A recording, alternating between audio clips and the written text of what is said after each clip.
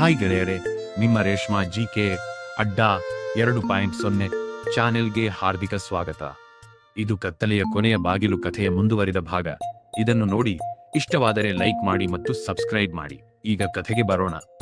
ಅವತ್ತು ಅಭಿನವ್ ಕತ್ತಲೆಯ ಕೊಠಡಿಯಲ್ಲಿ ನಿಂತಿದ್ದನು. ಅವನ ಮುಂದೆ ನಿಂತಿದ್ದ ವ್ಯಕ್ತಿಯ ಮುಖ ನಿಧಾನವಾಗಿ ಬೆಳಕಿನಲ್ಲಿ ಕಾಣಿಸತೊಡಗಿತು. ಅವನ ಹೃದಯದ ಬಡಿತ ಹೆಚ್ಚಾಯಿತು. ಆ ವ್ಯಕ್ತಿ ಬೇರೆ ಯಾರೂ ಅಲ್ಲ, ಡಾಕ್ಟರ್ ರಾಘವೇಂದ್ರ. ಅಭಿನವ್ ಬಾಲ್ಯದಿಂದಲೂ ಅವರನ್ನು ತಿಳಿದಿದ್ದ. ಅವರು ಹಳ್ಳಿಯ ವೈದ್ಯರಾಗಿದ್ದರು. ಅಜ್ಜನ ಅತ್ಯಂತ ಆಪ್ತ ಸ್ನೇಹಿತರಲ್ಲಿ ಒಬ್ಬರು. ನೀವೇ? ಅಭಿನವ್ ನಡುಗುವ ಧ್ವನಿಯಲ್ಲಿ ಕೇಳಿದ. ಡಾಕ್ಟರ್ ರಾಘವೇಂದ್ರ ಮಂದಹಾಸ ಬೀರಿದರು.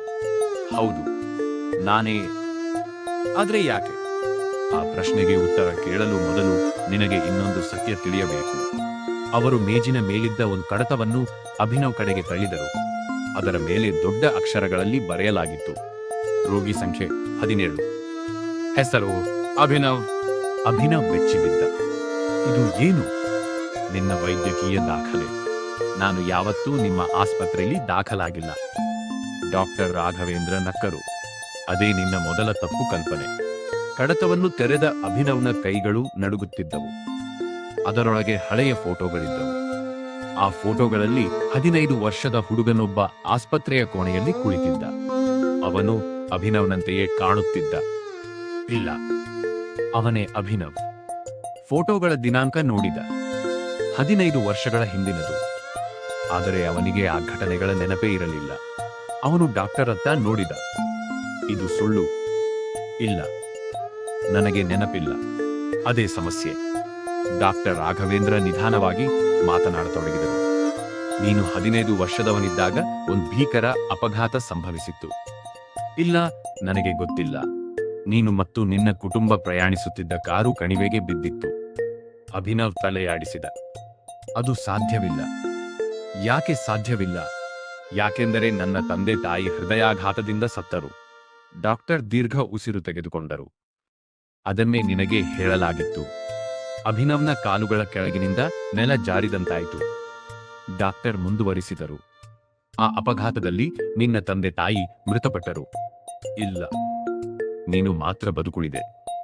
ಇಲ್ಲ, ಆದರೆ ನಿನ್ನ ಮೆದುಳು ಆ ದುಃಖವನ್ನು ಸಹಿಸಲಿಲ್ಲ. ಅಭಿನವ್ ಉಸಿರಾಡಲು ಕಷ್ಟಪಡುತ್ತಿದ್ದ. ಹಾಗಾದರೆ ನಿನ್ನ ನೆನಪುಗಳು ಒಡೆದು ಹೋದವು. ಡಾಕ್ಟರ್ ಒಂದು ಚಿತ್ರ ತೋರಿಸಿದರು. ಅದು ಮಾನವನ ಮೆದುಳಿನ ಚಿತ್ರ. ಕೆಲವೊಮ್ಮೆ ತುಂಬಾ ದೊಡ್ಡ ಆಘಾತವನ್ನು ಮನಸ್ಸು ಒಪ್ಪಿಕೊಳ್ಳುವುದಿಲ್ಲ. ಅದರ ಅರ್ಥ ಅದು ಹೊಸ ನೆನಪುಗಳನ್ನು ಸೃಷ್ಟಿಸುತ್ತದೆ. ಹೊಸ ನೆನಪುಗಳು. ಹೌದು. ಅಂದರೆ ನನ್ನ ಜೀವನ ಸುಳ್ಳ? ಡಾಕ್ಟರ್ ಉತ್ತರಿಸಲಿಲ್ಲ. ಆ ಮೌನವೇ ಉತ್ತರವಾಗಿತ್ತು. ಅಭಿನವ್ ಮತ್ತೆ ಕಡತ ತಿರುಗಿಸಿದ. ಅದರೊಳಗೆ ಮತ್ತೊಂದು ವರದಿ ಇತ್ತು. ಅದರ ಶೀರ್ಷಿಕೆ ಡಿಸೋಸಿಯೇಟಿವ್ ಐಡೆಂಟಿಟಿ ಡಿಸಾರ್ಡರ್. ಅಭಿನವ್ ಗಾಬರಿಯಾದ. ಇದು ಏನು? ಡಾಕ್ಟರ್ ಗಂಭೀರವಾಗಿ ಹೇಳಿದರು. ನಿನಗೆ ಒಬ್ಬನೇ ವ್ಯಕ್ತಿತ್ವ ಇರಲಿಲ್ಲ. ಏನು? ನಿನ್ನೊಳಗೆ ಇನ್ನೊಬ್ಬ ವ್ಯಕ್ತಿಯೂ ಇದ್ದ. ಸುಳ್ಳು. ಅವನ ಹೆಸರು ಆರ್ಯ. ಅಭಿನವ್ ಕಣ್ಣುಗಳು ದೊಡ್ಡದಾದವು.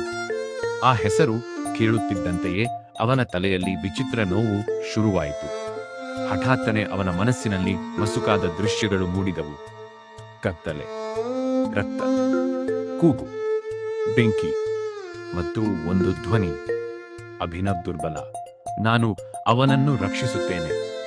ಅಭಿನವ್ ತಲೆಯನ್ನು ಹಿಡಿದುಕೊಂಡ. ಇದು ಏನು? ಡಾಕ್ಟರ್ ನಿಧಾನವಾಗಿ ಹೇಳಿದರು. ಅದೇ ಆರ್ಯ. ಅವನು ನಿನ್ನ ಕಲ್ಪನೆ ಅಲ್ಲ.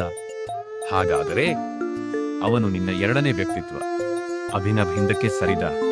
ಇಲ್ಲ, ಅಪಘಾತದ ನಂತರ ನೀನು ತಾಳಲಾರದ ನೋವಿನಿಂದ ಹೊಸ ವ್ಯಕ್ತಿತ್ವವನ್ನು ಸೃಷ್ಟಿಸಿದ್ದೆ. ಇಲ್ಲ, ಆರ್ಯ ಯಾವಾಗಲೂ ನಿನ್ನನ್ನು ರಕ್ಷಿಸುತ್ತಿದ್ದ. ಡಾಕ್ಟರ್ ಮತ್ತೊಂದು ಕಡತ ಕೊಟ್ಟರು. ಅದರೊಳಗೆ ಕೆಲವು ಹಳೆಯ ಪೊಲೀಸ್ ವರದಿಗಳಿದ್ದವು. ಅವುಗಳಲ್ಲಿ ಕೆಲವು ಹೆಸರುಗಳನ್ನು ನೋಡಿ ಅಭಿನವ್ ಬೆಚ್ಚಿಬಿದ್ದ. ಅವರು ಅಜ್ಜನ ಸಾವಿನ ರಹಸ್ಯಕ್ಕೆ ಸಂಬಂಧಿಸಿದವರು. ಆದರೆ ಅವರಲ್ಲಿ ಕೆಲವರು ಈಗಾಗಲೇ ಮೃತಪಟ್ಟಿದ್ದರು. ಇವರು ಯಾರು? ಅಭಿನವ್ ಕೇಳಿದ. ಸಾಕ್ಷಿದಾರರು. ಅವರನ್ನು ಯಾರು ಕೊಂದರು? ಆ ಪದ ಕೇಳುತ್ತಿದ್ದಂತೆ ಮೌನವಾಗಿ ಅಭಿನವ್ನ ಮನಸ್ಸಿನಲ್ಲಿ ಮಿಂಚಿನಂತೆ ದೃಶ್ಯಗಳು ಹರಿದವು. ಡಾಕ್ಟರ್ ಕಣ್ಣಲ್ಲಿ ನೇರವಾಗಿ ನೋಡಿದ ವ್ಯಕ್ತಿ ಓಡುತ್ತಿದ್ದ. ನೀನು? ಅವನ ಹಿಂದೆ ಮತ್ತೊಬ್ಬ. ಚಾಕು, ಕೂಗು, ರಕ್ತ. ಮತ್ತೆ ಅದೇ ಧ್ವನಿ, ನಾನು ಅವನನ್ನು ಕಾಪಾಡುತ್ತಿದ್ದೇನೆ. ಅಭಿನವ್ ನೆಲಕ್ಕೆ ಬಿದ್ದ. ಇಲ್ಲ, ಇದು ನಾನಲ್ಲ.